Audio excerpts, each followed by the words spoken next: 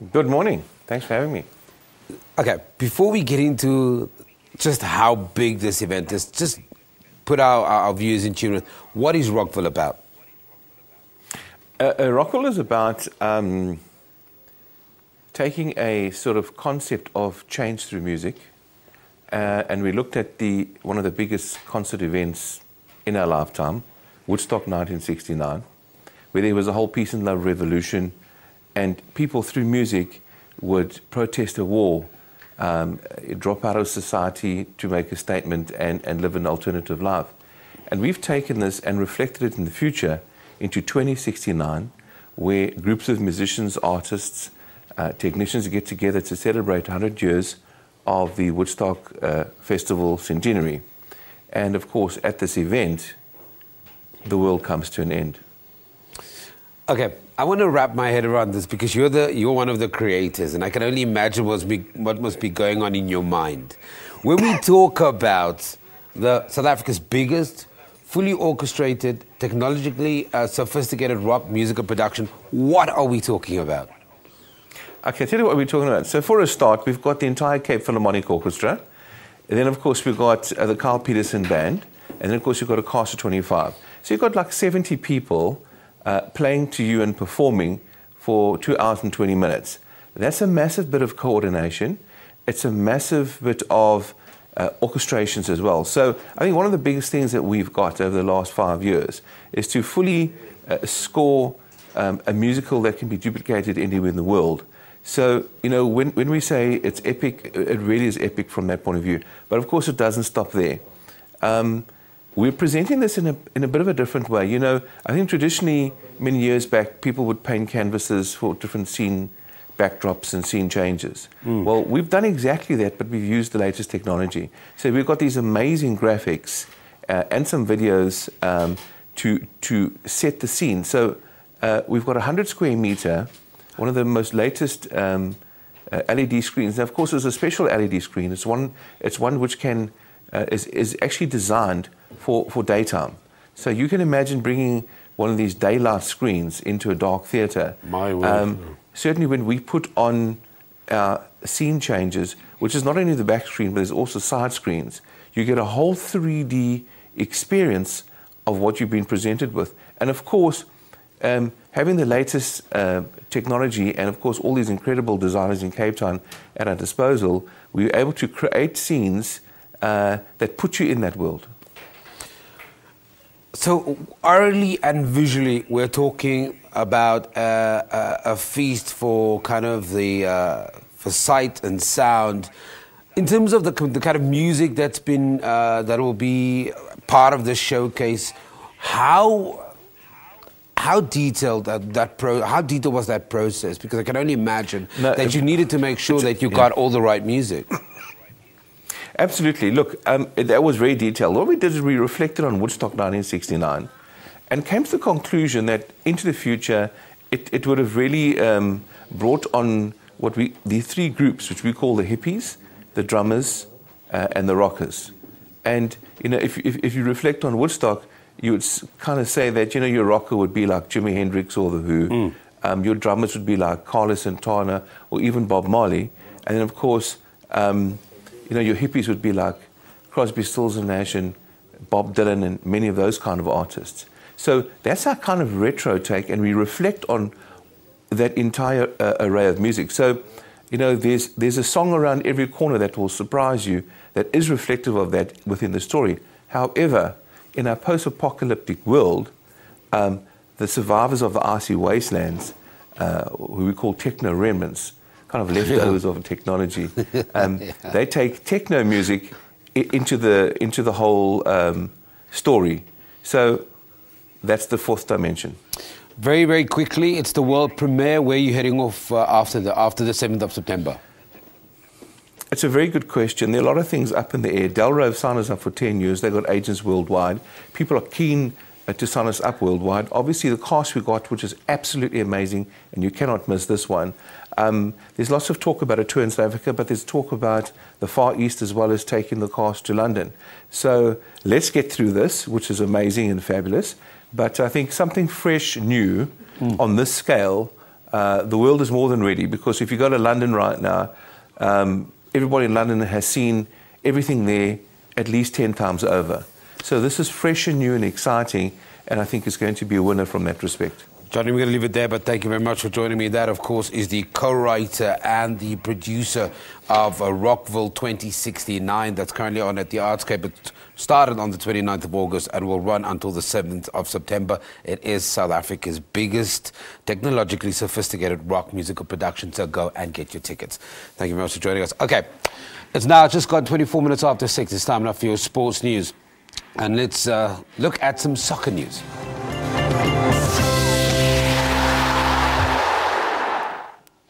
Kaizer Chiefs have retained their position at the top of the ABSA Premiership with a 2-0 win over SuperSport United at the F&B Stadium last night. Mandla Masango and Kingston Nkata scored the second half goals to give the Soweto Giants their best start to a Premiership season since 1996. Let's take a look at those goals. Oh, Nando Masango kicked us out. Nkata tried to chip it. Can't beat it. Now into the middle, away from Peterson. There's a chance here for a shot. Up wide. Finally! Double build-up from Chiefs. And what a finish from Mandla Masango. Oh, yeah, double. It's broken here. And it's again. Growing numbers. Looks because he found as soon as and the finish from Nkata, he was onside. Easy little tap in, and Chiefs took double the lead here. Big smiles now. On that bench, there was frustration earlier. In last night's other Premiership match, Mpumalanga Black Aces and Pretoria University played to a goalless draw in Nelspruit. Both sides created chances and the match was closely contested, but neither side was able to find the net. The teams continued to hover in mid-table after 5 matches each in the league campaign. Earlier, Orlando Pirates registered their second win in a row with a 3-0 win over Polokwane City, and Free State Stars at Maritzburg United drew 0-0. Orlando Pirates coach Vladimir Vemezovic was forced to find a replacement for the suspended Thabo Matlaba, giving Patrick Pungwayo a rest start. New signing Thabo Kalinge also made his first start for Bucks in the place of off-form Dane Clade. With a lot expected from the visitors following their midweek demolition of Mamelodi Sundowns, it was Kermit Erasmus who broke the deadlock, scoring his third goal in 2 matches. Kalinge put the icing on the cake with a well-taken shot 2 minutes before the break. An opportunity for a second. It's a land to run on! Bang! Lehlohonolo Majoro, who has made it a habit to score after coming off the bench, did it again by putting the final nail in City's coffin with the third goal of the match. Former Free State Stars coach Steve Kompela came up against his former side. Defender Gwanda Ngonyama put the visitors ahead in the opening minutes. Stars found the equalizer through Mwekezi Sikola early in the second half. Fiso Ramara, SABC News. On to rugby news now. The Golden Lions scored a bonus point win over the Eastern Province Kings in an ABSA Currie Cup match at the Nelson Mandela Bay Stadium in Port Elizabeth last night. The Lions won 41-22 as the home side slumped to their 4th consecutive defeat. Here's a look at some of the action. Defence holding on, but can they hang on much longer? The Lions are close. The dot down is good. In control. It's Yaku Kriel looking for his second. Clancy loses it. Ruan Drag has a go, and it's good. This is looking promising for the EP Kings. Ball Skuman in control. Quick ball. Kevin Laters. 14 points kicked away. This could work out for the Kings. The pace is good. Over the top now, Yaku Kriel. Stop 5 meters. Lions on the front foot. Back inside pass. This is good. Sculpt for them over. Direction they have their space on the outside to work with. Roddy Cook puts his shoulder down. The offload is good. This could be on. It is good. Cronier flat and wide. Reach is good. South African rowers James Thompson and John Smith beat the world's best to claim the world title in the lightweight men's double sculls.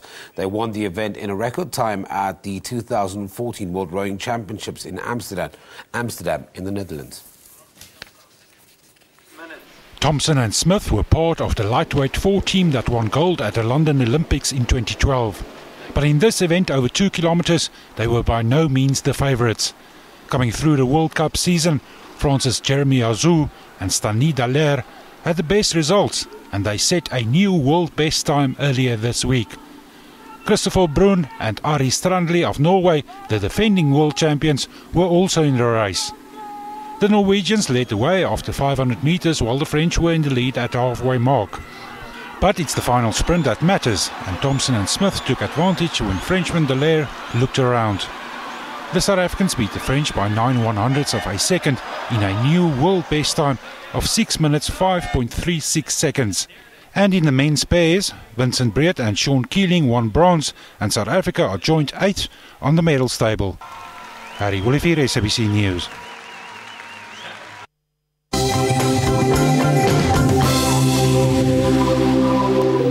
Okay, it's 6:30. It's time now for your headlines. You're still watching Morning Live. Lesotho Prime Minister Tom Tabane says his government has stopped the coup in his country before it could happen. South Africa earlier said Lesotho's army appears to have staged a coup in that country. Lesotho soldiers have taken over the police headquarters as well as radio and television stations in Maseru. Tabane and coalition partner Tesile Maseribane have reportedly fled to South Africa. However, the Prime Minister says he is on a break and he will go back to his country tomorrow. Efforts are underway to convene a SADC Troika meeting to discuss the situation in Lesotho. Cape Town Mayor and former MP Patricia de Lille says it will be hasty for EFF to go to court to fight a possible suspension from Parliament. De Lille has advised the party, led by Julius Malema, to first exhaust internal processes before taking National Assembly Speaker Baleka Mbete to court.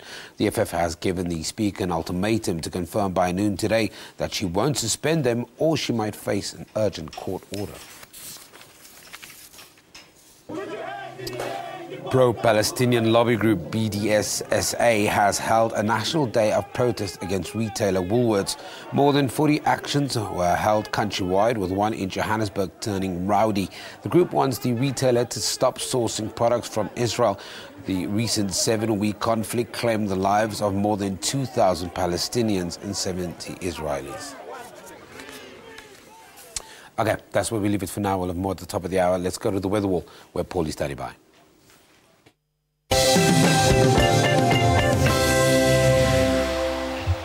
Thank you very much, Sam. We'll look at your provinces in more detail, and we'll start by looking at Gauteng. As you see, the sunny skies that are expected right across the province for today, and you'll see all the way towards Carltonville. Temperatures are still fairly low, though, -3 to 17 degrees, but sunny skies are expected, and it is expected to get much better. Pretoria will be at 21 and 19 coming up for Johannesburg, between 2 or 5 degrees for the morning. But the maximum will be at about 19 for today. So Tzaneen will be at 21 degrees. Mahwelereng, very close to Mokopane, will be at 21 degrees. Lephalale and Northam are both at 24. Tabazimbi drops to 22 degrees. And we're seeing temperatures for Musina at 24 for today, with sunny skies once again returning for much of Mpumalanga province. As you see, places such as Leidenburg at 21 degrees. And sunny conditions are continuing right across the province.